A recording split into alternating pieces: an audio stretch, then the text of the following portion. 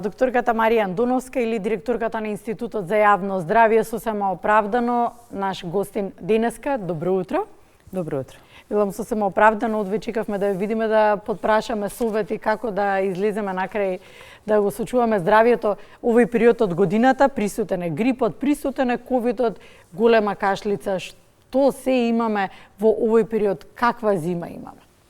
Па добро, како и секоја зима. Предходно присутен е ковидот, да, присутен е инфлуенцата, тоест грипот, но присутни се и други респираторни заболувања, тоест предизвикани од вируси. Секој од овие вируси секој од овие заболувања е предизвикан од различен вирус, но ништо не е поразлично од она што била минатата сезона или пред неколку години, така да очекувано е во овој период на годината да имаме циркулирање на повеќе респираторни вируси.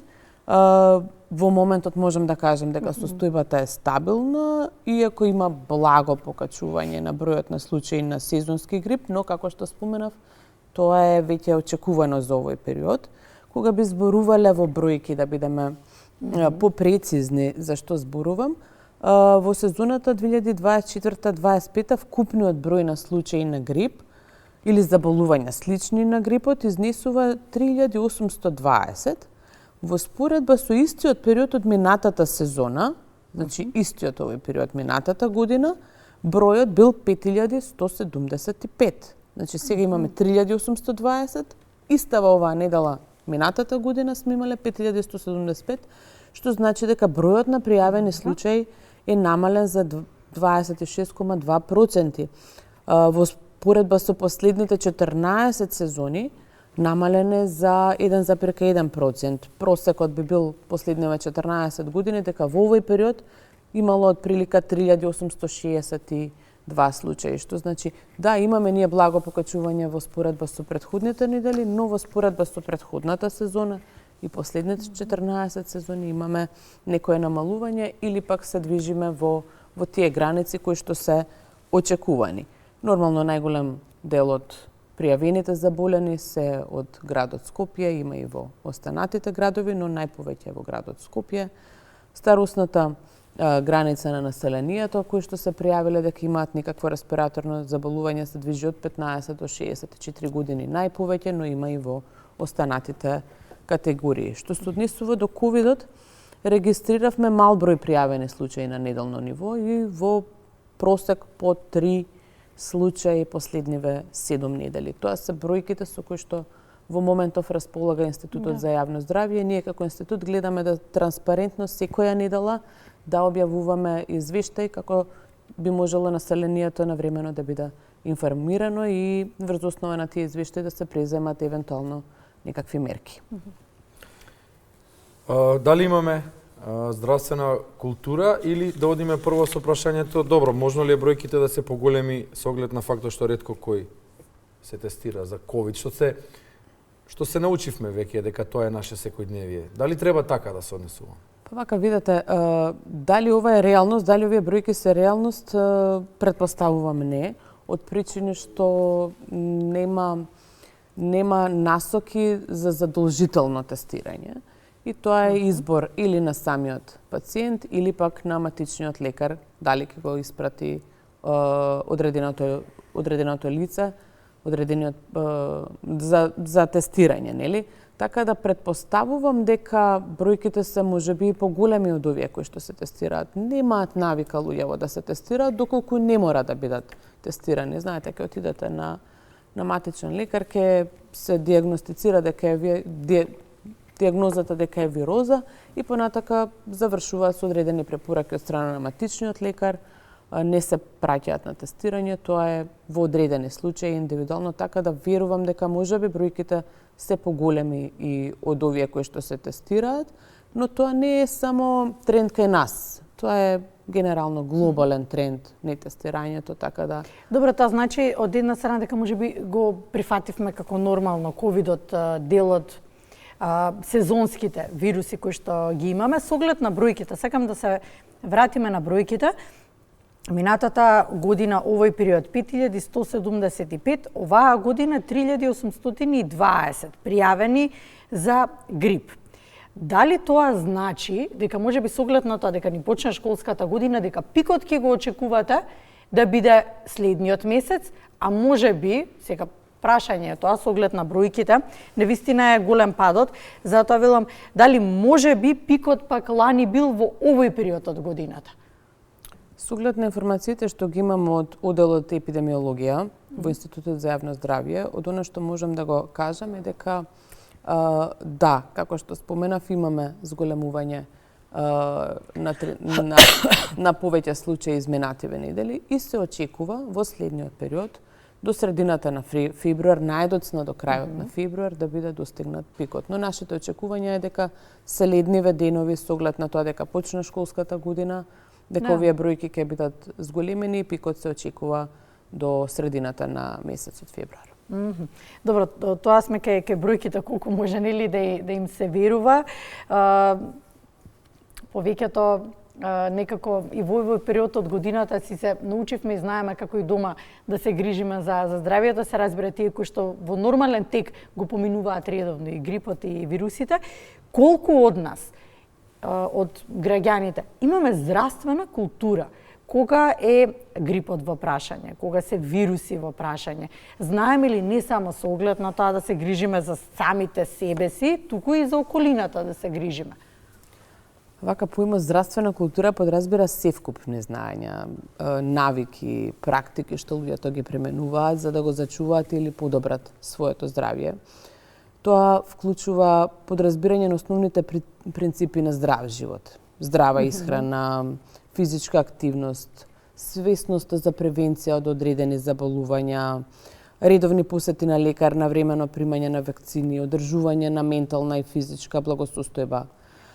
Кога се во прашање респираторните заболувања, битни се практикувањето на добра хигиена. И она што е познато за сите нас, тоа е проветрувањето на простории, миење на раце, правилно кашлање и кивање, користење на маски во здравствени установи или во одредени маркети каде што има повеќе гужва, каде што е потребно, дезинфекција да се прави, правилно однесување при присуство на болест, навремено барање на медицинска помош, самоизолација, која што исто така треба да постои, бидејќи можеби некој полесно ќе го помине сето тоа, но ќе загрози некој што има други коморбидитети, така да многу е важно да сме свесни и кога ќе ни биде диагностицирано некакво вирусно, респираторно заболување, добро е да го практикуваме сите овие препораки, сите овие совети и да внимаваме, тоест да сме само свесни за самоизолацијата. Што вели праксата сме?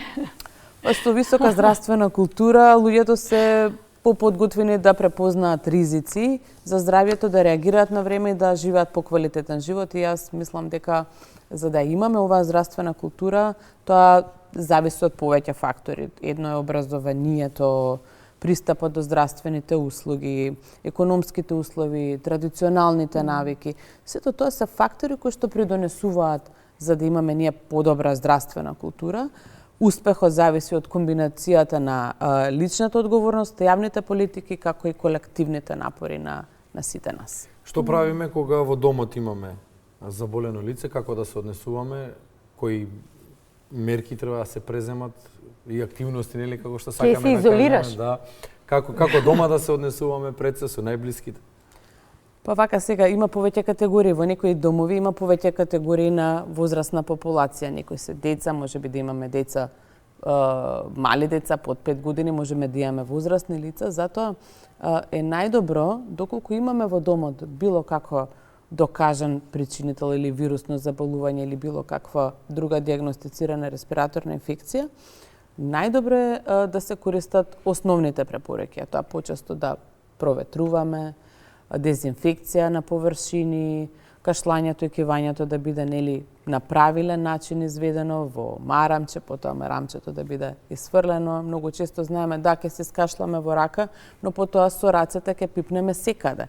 Затоа велам правилно, ова се основни работи, сите мислиме дека ги знаеме, но кога треба да ги практикуваме, дури и самите не се дел од навиките. Оние кои што се здравствени работници, па се забораваме, нели? Да, културно, ќе си искаш во рака, ама ќе пипнеш сегде. Не во рака, во марамче, тоа марамче да биде исфрлено. И нормално, доколку постојат услови за изолација, нели, користење на друга просторија, и Тоа беше следното прашање, да претпоставиме дека во домот има просечно македонско семејство 4-5 члена, нели, и дека сите се идеално здрави, дали треба, ако се констатира дека постои лице кое што има вирус, дали треба сите да едноставно да го билдаат имунитетот и едноставно да останат Обично така прави. во истите простори, или треба да се избегнува контакт, ако е можно, нели, да се избегнува. Па добро, видете, ако тие луѓе... Што е подобро? Дали така се јача во наводници во имунитетот? домот, видете, дискутабилна е оваа тема, има повеќе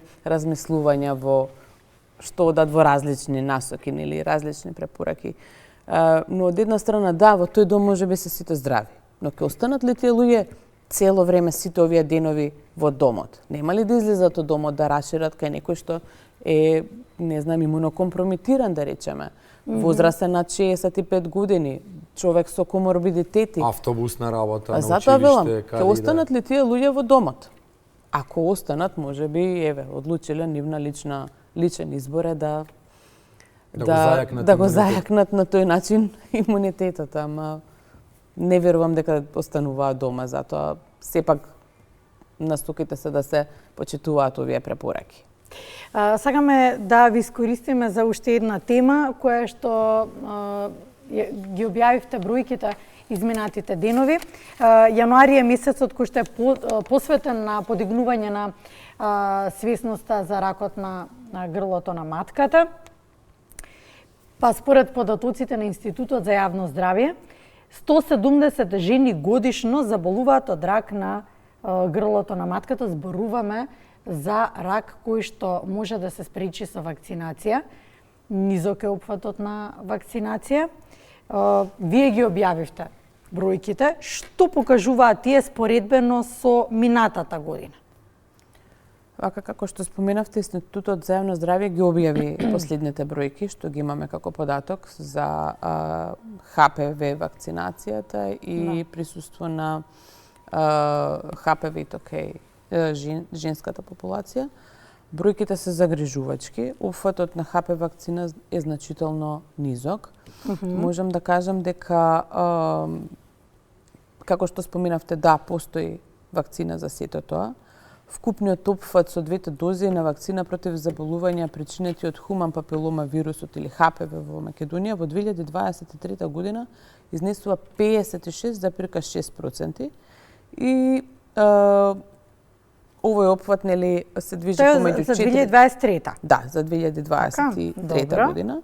Сепак регистрираниот опфат во 2023 е повисок во однос на 2022 година. Во 2022 година бил 52,5%, што значи да, имаме зголемување на луѓето кои што се вакцинирале од ХПВ, но сепак сметаме дека оваа бројка може да биде многу поголема со оглед на тоа дека бројот на заболени, тоест пријавени, докажани кои што имаат ХПВ е повисок.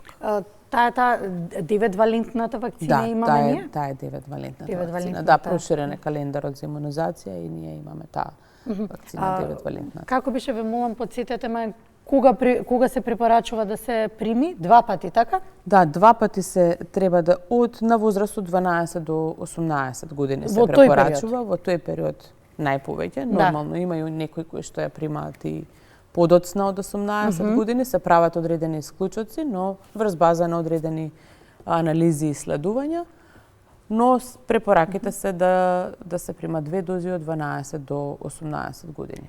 Добро, сме зборувале многу на темата, тука со Бранко сме разговарале и на тема сме се консултирале сепак и за нашите дома тинејџерки, дали треба да се вакцинираат, колку треба да им се верува на колку вакцините. треба да им се верува на вакцините.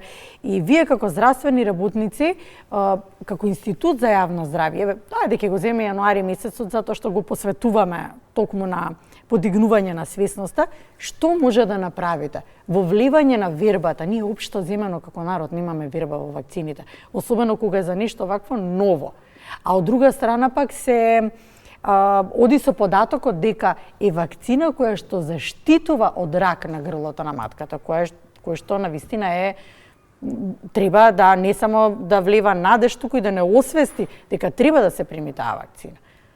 Така, една од основните дејности што ги има институтот е да биде чувар на здравјето и нормално да дава препораки и ние гледаме што повеќе да ја информираме јавноста во однос на препораките по одредени заболувања, како заразни, така и незаразни, така и за хуман папилома вирусот.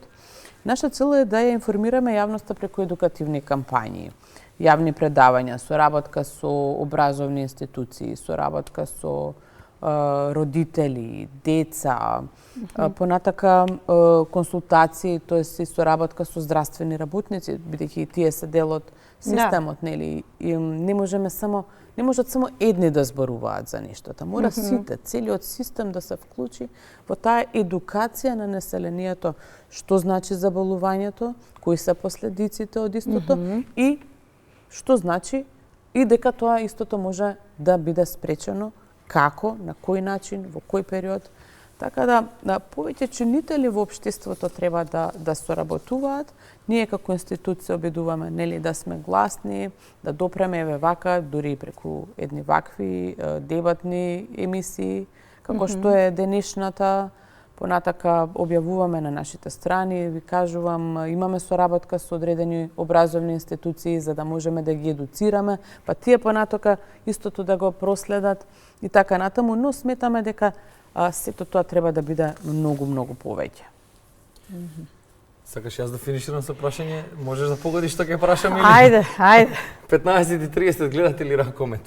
Да, секако. Ќе ја следиме ли Македонија денес? Секако. Да. Навиваме за Сите Македонија. гледаат Јова на Ракомет. Да, добро, сите гледаат Ракомет, добро. Сакав само да кажеме и ви го спомнавме Ракометот, тука се создаваат и идоли на идните генерации. Може би треба во кампањата да се размисли и некој кој што полесно допира до тинеџерите кога се во прашање.